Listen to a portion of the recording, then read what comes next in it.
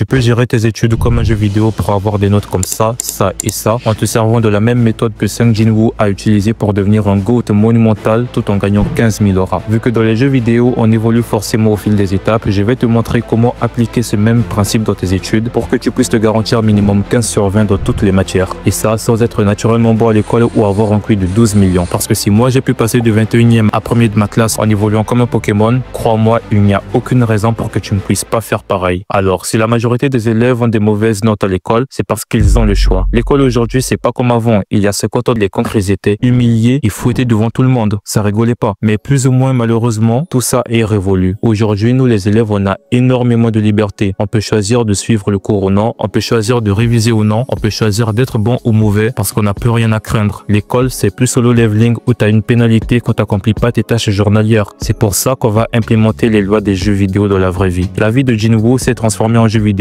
Tes études vont se transformer en jeu vidéo. Et tu verras qu'à partir de là, tu pourras évoluer jusqu'à atteindre 16 et 17 voire 18 de moyenne grâce à cette stratégie simple qui a fonctionné pour moi. Et la première étape de ce guide, qui est le pilier de tous les efforts qu'on va fournir, consiste à comprendre le processus. C'est primordial, mais tout le monde oublie de vous en parler. Je comprends pas pourquoi. Je me rappelle qu'une fois, une amie m'a demandé des conseils pour s'améliorer en anglais. Du coup, je lui ai dit exactement ce que je ferais pour m'améliorer en anglais si mon niveau était très bas. Et sa réaction était de me dire pourquoi chacune des astuces que je lui ai données était dure à appliquer. Elle n'arrêtait pas de me mettre en avant les difficultés en me disant que ça ne fonctionnerait sûrement pas. Et moi, du coup, dans ma tête, je me disais, mais qui t'a dit que ce serait facile? Tu ne vas pas t'améliorer si tu cherches constamment un chemin facile. Ça n'existe pas. Le processus n'est pas censé être facile. Il sera toujours dur. Et c'est pour ça que plusieurs personnes abandonnent. Ce n'est pas que tu n'es pas fait pour ça. C'est juste qu'il faut souffrir un peu avant d'atteindre ses objectifs. Certainement, tu vas réviser, tu vas travailler, tu devras quelquefois sacrifier tes distractions, faire des choses qui ne te plaisent peut-être pas, mais je peux te garantir qu'après ça, tu pourras avoir les notes que tu veux. Tes résultats vont s'améliorer et enfin, tu auras une moyenne générale qui se démarque de celle des autres. Parce que tu auras fait des efforts que les autres n'ont pas fait. Mais ça ne se fera pas tout seul. Tu as compris que tu devras fournir des efforts, mais pour que ces efforts t'apportent les résultats que tu souhaites, tu dois passer à l'action. C'est pour ça que maintenant, on va entrer dans le vif du sujet parce qu'il est temps de se trouver un but ultime. Sur The Legend of Zelda, c'est vaincre le roi démon. Pour Jin-woo, c'est préparer le remède qui va guérir sa mère. Et chaque action significative qu'il exécute contribue à l'atteinte de cet objectif. Et toi, tu dois faire pareil. Si tu as cliqué sur cette vidéo, c'est pas par hasard. D'une part, c'est peut-être par curiosité, mais d'autre part, c'est parce que tu as besoin d'améliorer tes résultats à l'école. Et pourquoi tu veux les améliorer? La réponse à cette question est ton but ultime. Peut-être est-ce pour devenir le premier de la classe, peut-être pour faire 16 de moyenne, peut-être pour rendre fier tes parents. Réfléchis-y calmement, demande-toi pourquoi c'est si important pour toi de t'améliorer et pense à cet objectif chaque fois que tu auras l'impression que les choses se compliquent. Si vous voulez, n'hésitez pas à mettre votre but ultime en commentaire. C'est super important de le connaître parce que cet objectif sera ton moteur tout le long du processus. Mais ce moteur doit être démarré par quelqu'un. Et ce quelqu'un, il est maintenant l'heure de le créer. C'est l'heure de créer le main caractère du jeu, le protagoniste qui sera capable de mener à bien tous les objectifs qu'on s'est fixés pour gagner la partie comme un GOAT. Oui, l'étape suivante consiste à façonner son personnage de rêve. Je me souviens que la fois où j'ai reçu ma PS4 pour la première fois, le premier jeu que j'ai décidé d'installer était Dragon Ball Xenoverse 15. Après le téléchargement, j'étais content parce que la toute première chose à faire était de créer son personnage sur le jeu. Du coup, je l'ai fait. Mais après, je me suis rendu compte que pour aller plus loin, il fallait obligatoirement payer le PlayStation Plus. Ce jour-là, j'ai trop eu le seum. Sous l'effet de la colère, j'ai dit des choses pas très éthiques sur la maison de production, mais là n'est pas le sujet. Ce que j'essaie de vous faire comprendre, c'est que dans énormément de jeux, pour garantir aux joueurs une expérience unique et personnalisée, on lui permet de créer son propre personnage. Sauf que nous, on va le faire pour des raisons de vie ou de mort. Oui, parce que c'est essentiel. Ce personnage sera la personne que tu deviendras. Si tu lui attribues les bonnes caractéristiques, tu seras le GOAT avec 17 de moyenne générale une fois que tu auras concrétisé ses caractères. Mais si tu ne le fais pas, tu continueras d'avancer sans savoir qui t'es, sans éliminer tes défauts et tu ne pourras pas conserver ni même avoir de bonnes notes sur le long terme. C'est pour ça que maintenant, je vais te montrer comment créer le personnage idéal afin de dépasser tes limites actuelles et enfin exceller à l'école. Pour faire ça, on va utiliser une méthode qui s'appelle le mind mapping. Ça consiste tout simplement à représenter graphiquement ses idées à l'aide de Canva pour faciliter la compréhension et avoir une vue d'ensemble sur ses idées en quelques secondes. La plateforme que j'utilise pour faire ça, c'est Syncmapping, un site dont j'ai déjà parlé sur cette chaîne. Je vous ai montré comment je l'utilise pour me garantir de très bonnes notes, mais aujourd'hui, je vais vous apprendre à y créer le personnage qui vous fera passer au niveau supérieur. Je vous mets le lien du site en description et en commentaire épinglé. Vous n'aurez qu'à vous créer un compte, ça se fait en 2 secondes et vous arriverez ici sur l'écran d'accueil. On va aller dans la rubrique Mes Maps, on va créer une nouvelle map,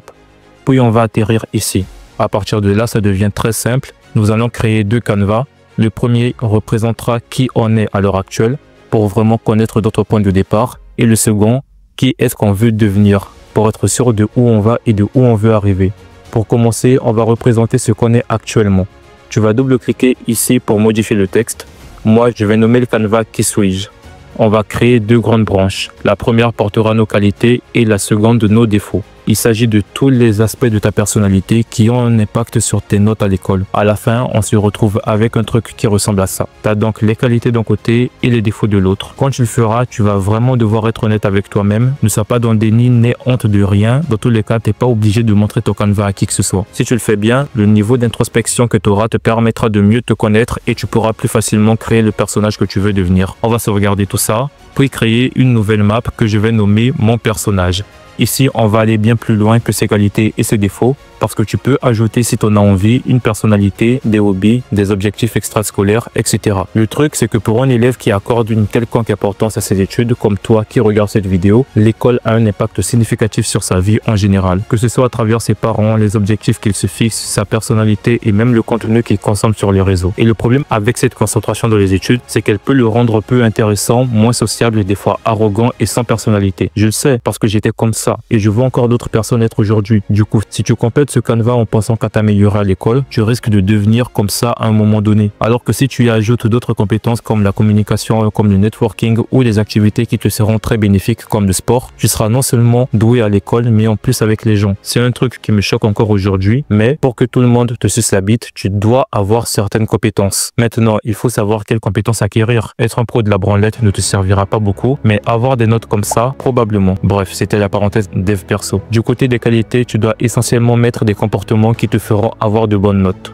Si tu ne connais pas, j'ai fait une vidéo excellente qui est là dans le petit i et en description, dans laquelle je vous dis exactement ce qu'il faut faire pour penser et agir comme un gars qui fait 17 de moyenne. Pour que ça vous parle un peu plus, je vais vous montrer mon canevas Qui suis-je que j'ai appelé Maxime et celui de mon perso idéal qui n'est que Maximus Prime. Vous pouvez mettre sur pause si vous voulez. Les cases en vert contiennent les qualités déjà acquises, celles en orange contiennent celles que j'ai plus ou moins maîtrisées et les rouges, je ne les maîtrise pas du tout. Après avoir créé ton personnage, il va falloir suivre le guide qui le mènera à la perfection. Car sans lui, tu cours le grand risque d'orienter tes efforts dans la mauvaise direction et détruire tout ce que tu auras déjà accompli. Il va donc falloir établir un plan d'action. Quand on a créé notre personnage idéal, on lui a donné certaines qualités. Et nous, pour devenir ce personnage, qui pour l'instant est imaginaire, nous allons devoir acquérir une grande part de ses qualités. Mais comment avoir ses compétences? Et bien c'est là qu'intervient le plan d'action. C'est les différentes actions que nous allons devoir mettre en œuvre pour obtenir les qualités de notre personnage idéal. Et encore une fois, nous allons utiliser le mind mapping pour modéliser tout ça. Ce que vous allez faire, c'est créer